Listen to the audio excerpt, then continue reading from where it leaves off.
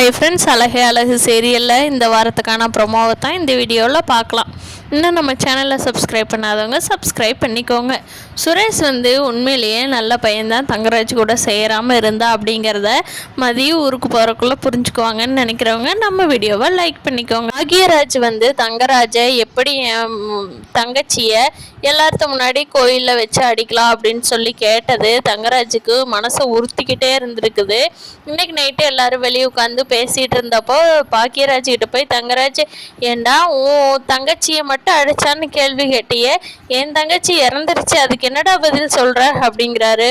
Bhagyaraj already குற்ற உணர்ச்சியில் இருக்கிறனால அவர் எதுவுமே பேசாமல் நிற்கிறாங்க. மலரும் ஓடி போய் பக்கத்தில் நிற்கிறாங்க. அவங்களாலையும் எதுவுமே பேச முடியல.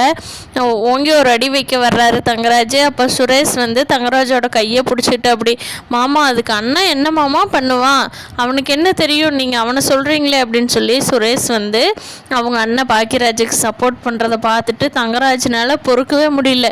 என்னது என் கையை இப்படி பிடிச்சிட்டானே அப்படின்னு சொல்லி அப்போவே ரூமுக்கு வேகமாக போயிடுறாரு. போய் யோசனை பண்ணிக்கிட்டே இருக்கிறாரு.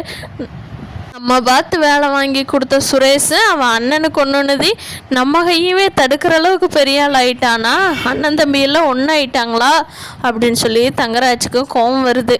தங்கராஜ் சுரேஷும் பிரிஞ்சிட்டாங்கனாவே சுரேஷ் எல்லாத்துக்குமே பிடிக்கும். சுரேஷ் நல்ல பையனாக தான் இருப்பான். மதிக்கு ரொம்ப பிடிக்க ஆரம்பிச்சிரு இந்த தங்கராஜை விட்டு சுரேஷ் விலகுனாவே. பரவாயில்ல, சுரேஷ் இந்த அளவுக்கு நல்லா இருக்கிறாங்கிறதே மதிக்கு நல்ல விஷயந்தான். ஃப்ரெண்ட்ஸு கொடைக்கானலிருந்து அவங்க கிளம்புறதுக்குள்ளே தங்கராஜுக்கும் சுரேஷுக்கும் மனக்கசப்பு பாக்யராஜ் கூட சுரேஷ் ஜாயின்ட் ஆகிக்குவானா, பாக்யராஜ் தான் சுரேஷ்க்கு எப்போவுமே நல்லதாக பண்ணிகிட்ருக்குறான், அதை புரிஞ்சுக்குவானா அப்படிங்கிறத இனி வரப்போகிற நாட்களில் பார்க்கலாம்.